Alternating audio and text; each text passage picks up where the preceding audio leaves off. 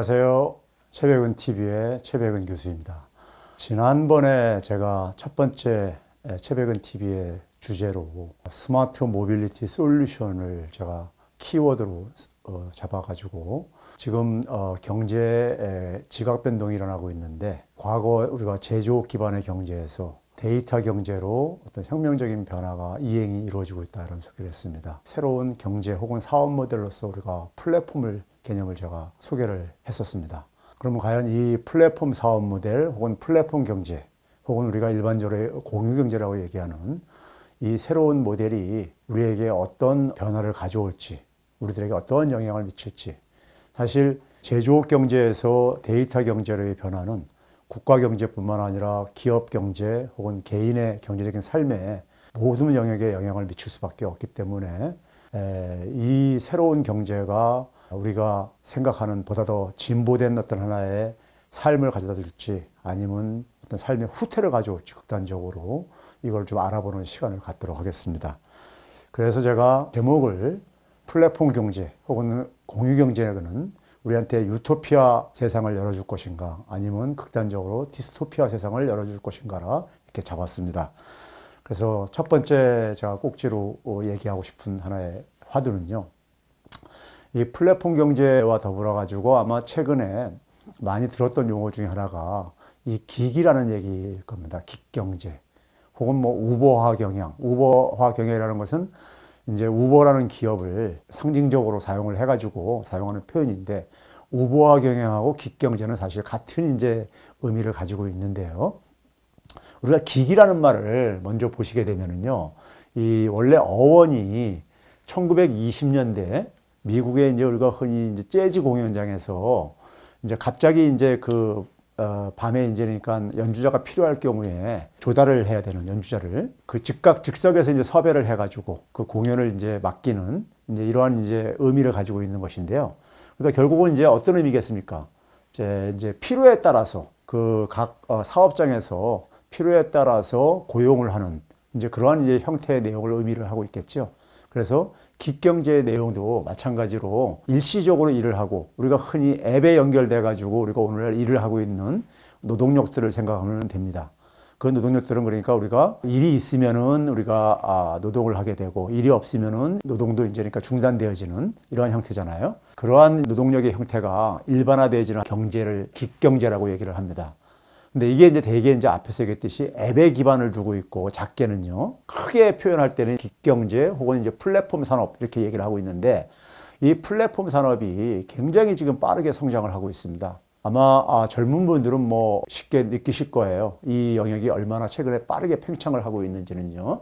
그래서 이 플랫폼 혹은 앱 기반의 경제를 가지고 우리가 기경제라고 얘기를 한다거나 혹은 이제 우버화 경영이라고 얘기를 합니다. 그 다음에 이제 우리 기경제의 등장에 따라서 우리가 가장 먼저 생각해야 될 점은 우리 일자리 문제입니다. 일자리가 이제 근본적으로 성격이 변화하고 있는데 플랫폼 경제는 기존의 경제와 달리 상당히 그 노동력을 별로 요구하지 않습니다. 그러니까 우리가 지난 시간에 소개했던 우리가 제조업의 상징적인 제너럴 일렉트릭이라든가 제너럴 모터스 같은 기업들 같은 경우는 수십만 명씩 고용을 했었고 상당히 오랫동안 장기간 고용을 했었잖아요. 그런데 이런 앱 기반의 경제들은 별로 고용이 많이 창출하지 않습니다. 그러니까 예를 들어서 우리가 우버에 연결해가지고 우버 기사로서 수입을 얻는 사람들 같은 경우가 우버에 고용된 직원은 아니란 말이에요.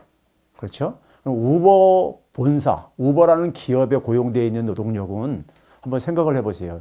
얼마나 있겠는가요? 얼마나 필요하겠는가? 그렇죠? 많이 필요치 않겠죠. 그래서 우리가 그 특징으로 얘기할 때 굉장히 고용을 별로 창출하지 않는 어떤 사업 모델이라 해가지고 고용 축소형. 영어로는 이제 그러니까 employment light라고 우리가 이렇게 표현을 하는데요.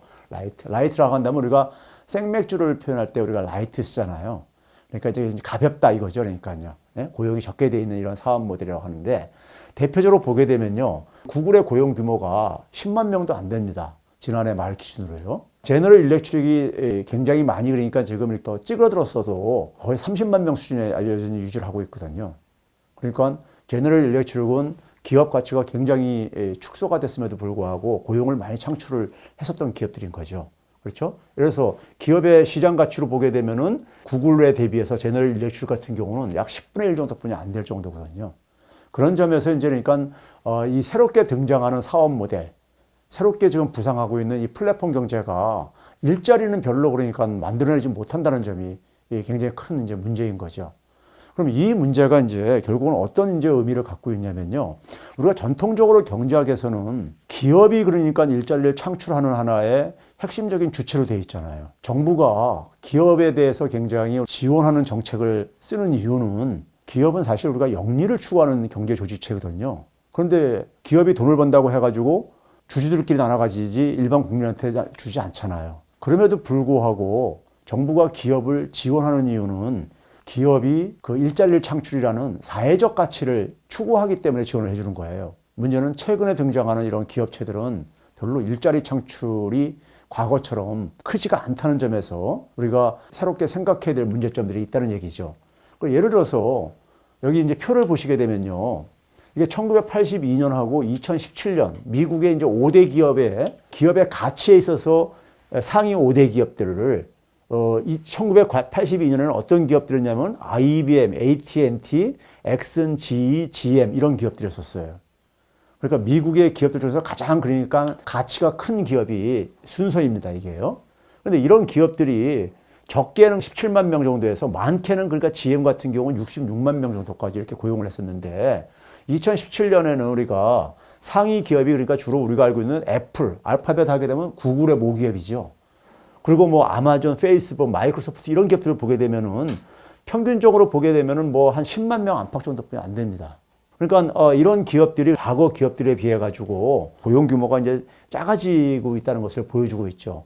즉 뭐냐면은 기업의 가치는 결국 뭐냐면 주주들의 그 이익을 상징하는 거죠. 주주들이 얼마나 그러니까는 커다란 이익을 확보할 수 있냐는 걸 의미하는 거잖아요.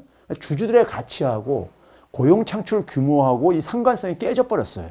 그러면 결국은 우리가 기업을 우리가 그러니까는 적극 지원해줘야 되는 이런 것에도 우리가 퀘션 마크가 우리가 던질 수밖에 없는 이런 문제들도 있다는 얘기죠. 일자리가 사실은 우리가 자본주의 경제에서 가장 중요한 하나의 문제인데요. 왜 그러냐면 자본주의에서는 대부분 노동력들이 자신의 노동력을, 육체 노동력을 팔아가지고 생계를 유지할 수밖에 없는 존재다 보니까 일자리가 굉장히 중요합니다. 근데 일자리 패러다임이 기본적으로 지금 변하고 있다는 얘기입니다. 그리고 경제학에서 그러니까는 일자리를 설명하는 방식도 마찬가지로 위기에 봉착되고 있다는 점입니다. 우리가 흔히 이제 경제학에서는 경제가 성장할수록 고용이 창출된다고, 고용이 증가한다고 이렇게 돼 있습니다. 그렇죠? 그래서 대부분 많은 경제학자들이 여전히 지금도 성장률을 높여야 된다. 이런 얘기를 많이 합니다. 일자리를 많이 만들기 위해서는요. 그런데 우리 고용 없는 성장, 굉장히 진부한 표현이 될 정도로 그런데 거기에 추가해가지고 기업 주도의 일자리 패러다임이 그러니까 위기에 놓여져 있는 겁니다. 또 하나는 뭐냐면은 청년 실업이 굉장히 만성화되고 있고 심각해져 가고 있잖아요. 근데 오늘날 대개 청년 실업은 선진국가들의 문제들이에요. 선진국가에서 청년들은 부모 세대보다 교육을 많이 받은 세대들입니다. 그 교육을 많이 받은 세대들이 일자리를 못 잡고 있다는 얘기는 경제학에서는 설명이 안 되어집니다. 경제학에서는요, 기업이 가장 그러니까 선호하는 고용을 어떻게 설명하고 있냐면요. 기존의 직원들은 숙련도가 높은 사람. 왜? 숙련도가 높을수록 생산성이 높다고 보기 때문입니다. 즉 기업에서는 생산성이 사람을 고용하는 기준이에요. 근데 생산성을 결정하는 것은 기존 직원은 숙련도인 거고 신입사원은 교육 수준으로 돼 있어요. 근데 교육 수준이 높은 청년들을 기업이 기피한다는 얘기는 뭘 의미하겠습니까? 교육 수준하고 생산성 관계가 깨져버렸다는 얘기인 겁니다. 즉 이런 플랫폼 사업 모델이 등장하면서 지금 청년들이 받는 교육은 서로가 맞지 않는다는 얘기죠. 즉 지금 교육은 여전히 뭐냐면 과거 산업사회, 제조업에 필요로 하는 그러한 노동력을 공급하는 데 필요했던 그러한 교육 방식이 여전히 지속되어지면서 이 미스매치가 생기고 있는 문제입니다. 또 하나는 뭐냐면은 우리가 지금 인공지능형 자동화가 지금 이루어지고 있잖아요. 자동화가 가장 일자리에 타격을 입히는 부분이 서비스 부분, 특히 저부가 가치 서비스 부분들입니다. 예를 들어서 우리가 우버 기사가 자율주행차가 나오게 되면 어떻게 될까요? 그것도 필요 없겠죠. 우리가 그래서 차량 공유 서비스에 연결되어 있는 서비스를 제공하고 소득을, 수입을 챙기시는 분들이 자율주행차가 되게 되면은 일자리가 다 소멸되지 않겠습니까? 그렇죠?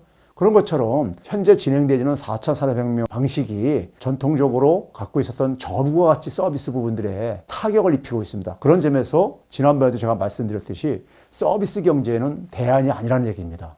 그럼 지금까지 쭉 이렇게 봤듯이 일자리가 지금 굉장히 위기에 지금 놓일 수밖에 없어요. 플랫폼 경제 등장하고 인공지능형 자동화가 4,400명이 진행되어지면서 일자리는 굉장히 우리가 암울한 이제 모습을 보여주고 있습니다. 그렇죠? 이런 점에서 고용 문제를 어떻게 해결할 것인가 하는 문제가 시대적인 하나의 화두로 등장할 수밖에 없습니다. 그러한 과정에서 그러니까 또 하나 이제 우리가 중요한 건 뭐냐면요. 플랫폼 경제에서 가장 중요한 건 우리가 지난번에 데이터라는 새로운 자원이 가장 중요한 하나의 자원으로 부상하고 있다 했었어요. 그러면 데이터를 활용을 해가지고 새로운 일자리나 새로운 수입을 만들어내려면은 아이디어라든가 이런 것들이 굉장히 중요합니다. 그런데 또 하나 중요한 문제가 발생하고 있습니다. 전통적으로는 우리는 되게 하루에 1시간 일하는 사람하고 하루에 4시간 일하는 사람하고 하루에 8시간 일하는 사람하고 똑같은 일을 했을 때 수입은 노동시간에 비례해가지고 1시간 하는 사람보다 8시간 하는 사람은 8배가 더 많은 수입을 올릴 수가 있었잖아요. 그런데 노동시간이 8배를 더한다고 해가지고 아이디어가 과연 8배가 나올까요? 안 나오잖아요. 지금 뭐냐면은 아이디어가 굉장히 많이 필요로 하는 데이터 경제에서는 이 상관성도 깨져버릴 수가 있습니다.